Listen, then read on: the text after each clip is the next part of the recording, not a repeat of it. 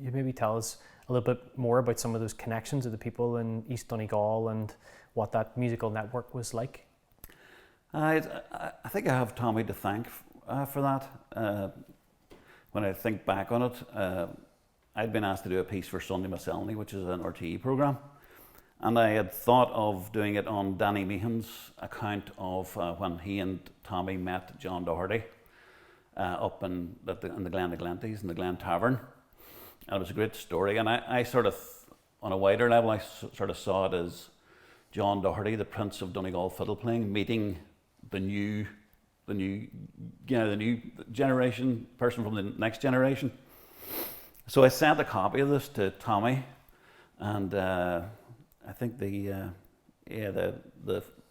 ceiling of the Sistine Chapel was mentioned as part of this. I think it sort of over-egged the pudding a wee bit, where God touches man and all that sort of thing. So Tommy came back and he says, I have the greatest respect for the music of the Dohertys, and I met them several times. But anything I got from the fiddlers of East Donegal, and the people of East Donegal. If any baton was handed to me, it was from the people of East Donegal.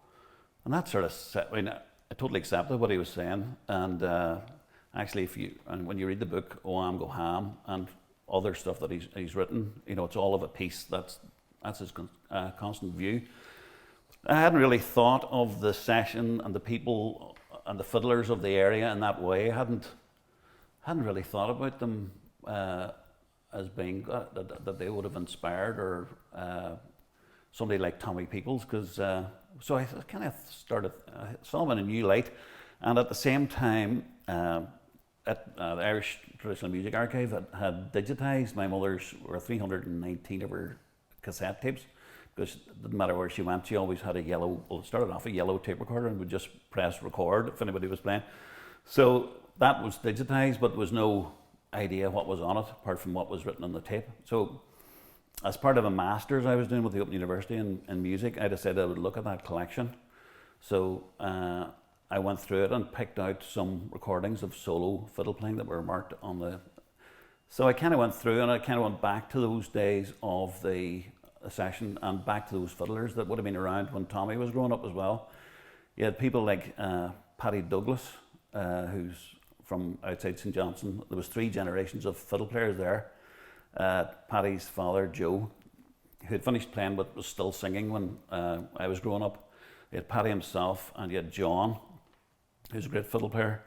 Now, I think Keevy McGee, who's sort of a historian of the Donegal fiddle, was asked Tommy one time, what local fiddle player, influenced you? And he mentioned Paddy Douglas, and Keevan had never heard of Paddy Douglas, which is not surprising because I was talking to Frank Kelly there, and I don't think he had heard of Paddy Douglas either, and he only lives, about 12 miles away.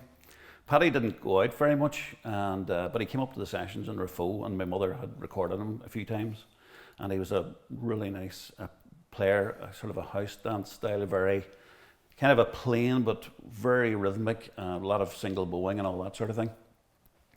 So these were the sort of people that I was looking at and that were around when Tommy was growing up as well. My mother remembered Joe Cassidy, who taught Tommy playing for the local dances, and she had a couple of his tunes.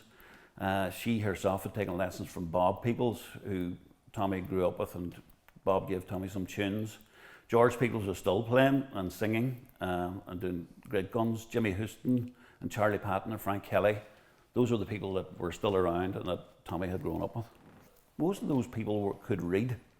Like Bob Peoples was writing parts out for a harmonising flute band, I think his son called it, or maybe a fife and drum band. He was very familiar with music, and from what I can see, Tommy was also very comfortable with written notation from a very young age. He noted down some of his Uncle Matha's tunes, but I think definitely there was that Irish thing, and then also the Scottish influence.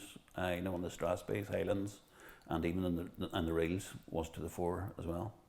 I think Tommy himself said that that everybody. Well, he was talking about fiddlers of the Castlefin area, saying how they were great fiddle players, and no two were alike.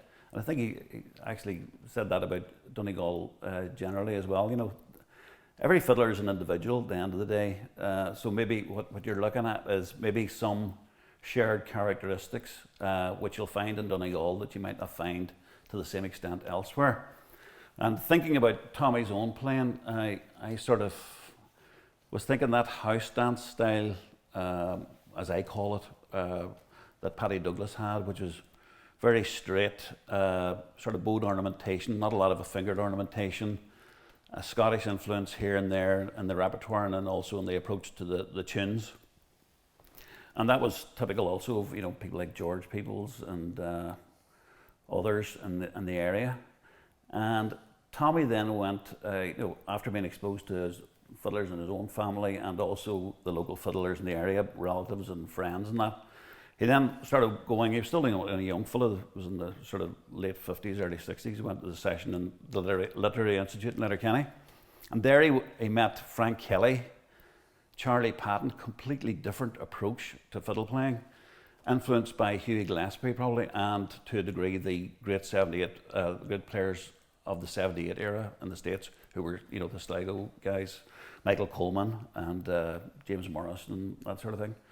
So these are the people with the roles and the other things that probably that house style in St. Johnson wasn't really noted for. So I think that would have taken Tommy on another stage of his journey.